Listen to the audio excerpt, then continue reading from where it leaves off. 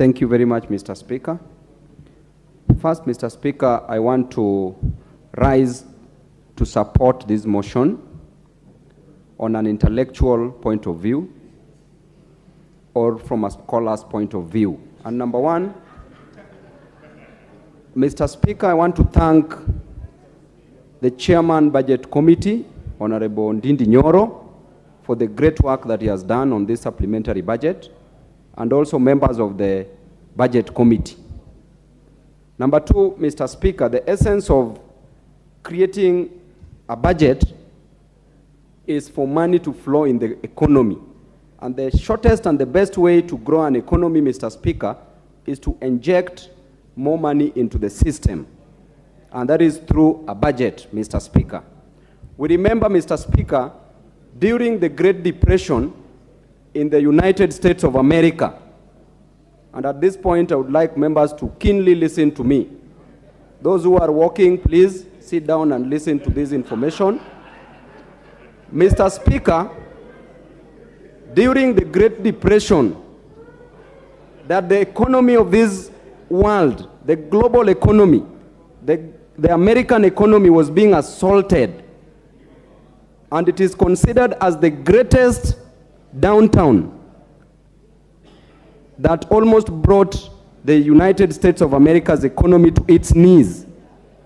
During the leadership of the then President Franklin D. Roosevelt, Mr. Speaker, the causes of this depression, number one, was the crash into the stock market, and number two, the collapse of the banks. And in such a way that in 1933, Mr. Speaker, there was 25% rate of unemployment in the United States, followed by over 5,000 banks collapsing. Mr. Speaker, what was the solution to this? There was the great researcher and an economist from the Great Britain that I love referring to. Mr. Speaker, he was consulted, and his name is John Maynard Keynes.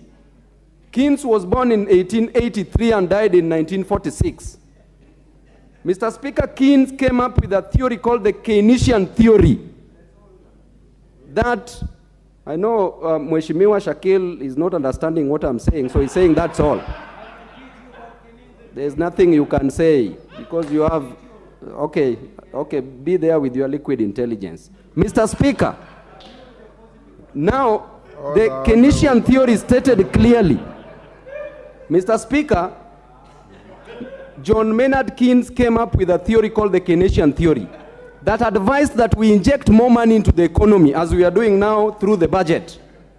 And injecting more money into the economy means you are creating more demand, because if a common man in Soweto, in Embakasi East constituency, has money in his pockets, this man will go and do shopping, will spend.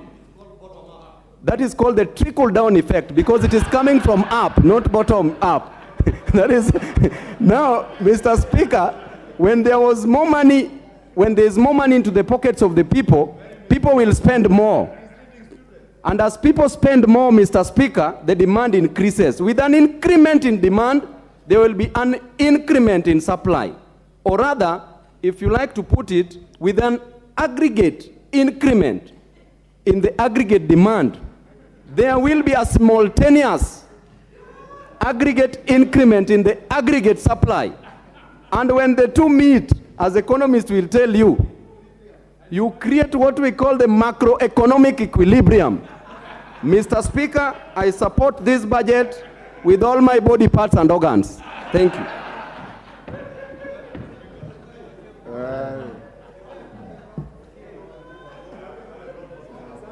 Majority Leader. Thank you, Honorable Speaker. But allow me, Honorable Speaker, as I congratulate the Honorable Babu for the good performance, to also correct him that what he was describing is called bottom-up economic model, not trickle-down. I know he may have a problem with bottom-up, and I also want to encourage the Honorable Babu that indeed now is when you are doing what you ought to be doing. speaking to issues economics and not in any way, and we should not allow any leader in this country in any way to sabotage that economic recovery trajectory that we have begun this year.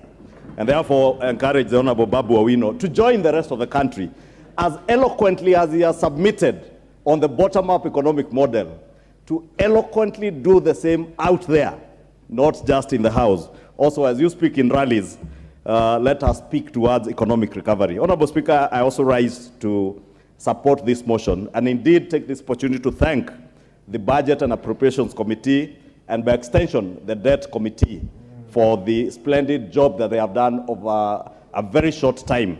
Honorable Speaker, these supplementary estimates come at a very good time for the country and for us as members of parliament, because we were elected into this assembly, Honorable Speaker, as the 13th parliament, to resolve issues that are of concern to the Kenyan people. And there is no greater issue of concern to the people of this country today, and indeed globally, the world over, other than the rising cost of living. And this rising cost of living, Honorable Speaker, in this country is aggravated by the drought situation. And we have been told by many players, Honorable Speaker, that this is the worst drought that this country has had in the last 40 years. And therefore tells you that the challenges that are ahead of us, Honorable Speaker, are quite enormous. And as has been mentioned by, I think, the leader of minority and the chair of the Budget and Appropriations Committee, the rising in global inflation as a result not just of the global warming, but also the Russian-Ukraine conflict that has disrupted supply chains around the world. Supply chains of manufactured items, supply chain of food items, including our own supply chains to wheat and other food items. This, Honorable Speaker, has left us under very strenuous situation as a country, and we have a huge responsibility as leaders to work together and team up together to work towards alleviating the problems that face our people. And this House being the budget-making House, I want to implore on all members of this House, Honorable Speaker, to rise to the occasion and work together and act together to ensure that we have in place policies that will not be short-term, but sustainable policies, and not one of very costly and mega budgetary expenditures as we witnessed in the dying moments of the last regime, Honorable Speaker. It is indeed true what the Honorable Pio and I have said, that was blatant abuse of Article 223 of the Constitution. And that, Honorable Speaker, part of it came under the pretext of dealing with the high cost of living. And what did we do? We embarked on subsidies, fuel subsidies that were costing this country the level of 60 to 70 billion shillings a month. Food subsidies, consumer subsidies. And in this budget, Honorable Speaker, let me draw your attention to the report, Honorable Speaker. Because if you read through the report on page 5,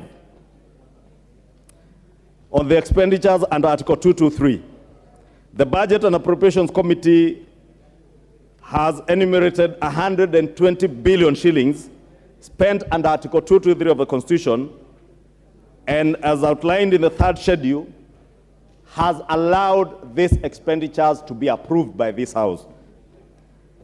Part 2 of that report, Honorable Speaker, speaks to some 10.091 billion shillings also spent under Article 223 of the Constitution, outlined in the fourth schedule, which the Budget and Appropriations Committee has recommended to this House to reject.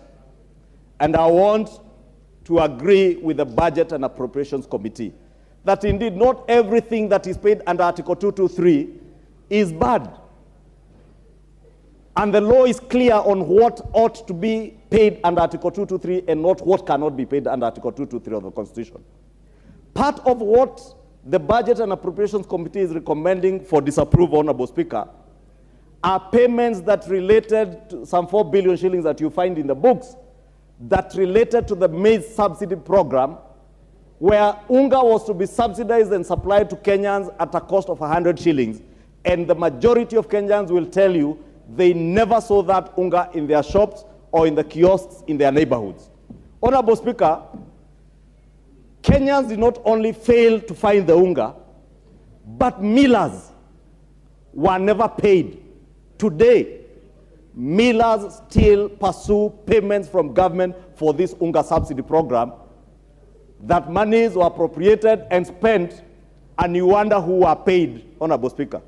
The 60 billion shilling fuel subsidy was tipped in very high level corruption, Honorable Speaker.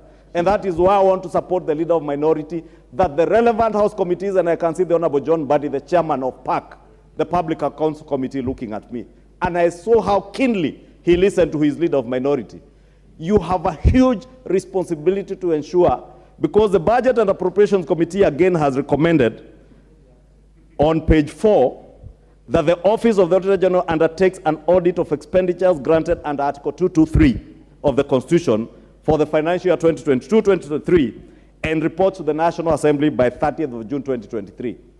Indeed, it is not just the Public Accounts Committee, even the relevant departmental committees must get to the bottom of some of these issues. What happened to the fuel subsidy money? What happened to the maize subsidy money? What happened to the payment that you have seen, 6.1 billion shillings? Honorable Speaker, if you can protect me from the Honorable KJ, he will have his say. And I want to continuously encourage the member for Dagoretti to desist from shouting, because this is a house of honor and decorum. I got the impression he was cheering you. There's a difference between cheering and shouting, Honorable Speaker.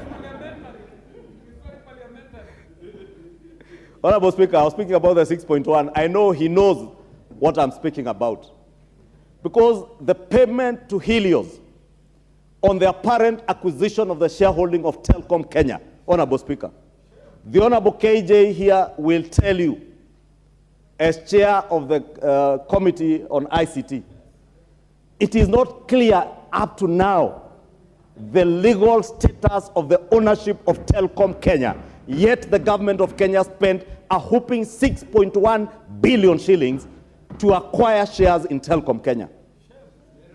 I have no problem, Honorable Speaker, and I have indicated this afternoon to Honorable John Buddy, I will be appearing before his committee with evidence of how the 6.1 billion shillings paid out on account of acquisition of Telkom Kenya ended up in accounts in Malaysia, ended up getting back to accounts of individuals in this country, and ended up to accounts in the Cayman Islands, Honorable Speaker. Blatant looting of public resources on the verge of an election. What will shock the country today, Honorable Speaker, is that the payment was processed 2 days after the elections of the 8th of August. When the rest of the country were counting votes, there are people in the former regime who are counting billions, hitting their accounts here and in the Cayman Islands, Honorable Speaker. And these things must come to light, because the same characters today, Honorable Speaker, are the same people who pretend to be speaking about the high cost of living, yet yesterday you are looting this country dry, and today you are out there inciting Kenyans, telling Kenyans the cost of living has gone up. It is you who took the cost of living high. It is your blatant looting of our country that has driven our economy to where it is, and we must speak about these things without fear, without favor. We told them then, and we will continue to tell them even today, Honorable Speaker. Honorable Speaker, the leader of minority pointed out to issues under 223 that have also been paid by this nonsense regime, as he called it. This regime has indeed made payments out of the 120 billion shillings under Article 223. But look at what has been paid.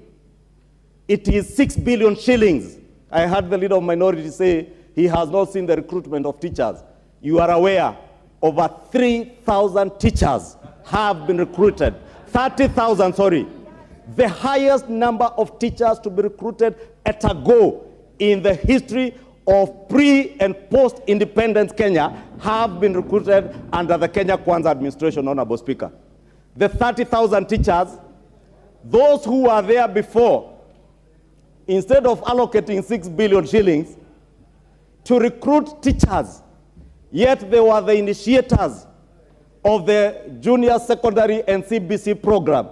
They never saw reason and sense to allocate resources to recruit teachers and provide capitation for junior secondary. In this supplementary budget, honorable members, 6 billion shillings goes towards recruitment of 30,000 teachers to ensure our junior secondary students and CBC program kicks off adequately. 9 billion shillings in this budget is going towards capitation of our junior secondary. 2.9 billion in this budget is going to a nation, honorable Speaker, that bedeviled members of parliament under their CDF kitties. Arrears under CDF. That after the passage of this supplementary budget, you will have 2.9 billion shillings that will clear all the arrears that have bedeviled constituencies that have had arrears up to and including the year 2022-2023. And therefore, I want to ask members, even as we get these arrears, please commit a number of these resources to ensuring that we support our education sector. A nation that is not educating its children is not a nation and has no future. Let us also play our role as members of parliament, because we have a role under NGCDF to guide our NGCDF committees. I know members of parliament have no role in CDF, but you have a guiding role and an oversight role. Guide your NGCDF committees to allocate resources, even part of these areas, to sort out the issues of providing infrastructure for the junior secondary and CBC program, so that none of our children go without accessing education, Honorable Speaker. Honorable Speaker, in this budget, when we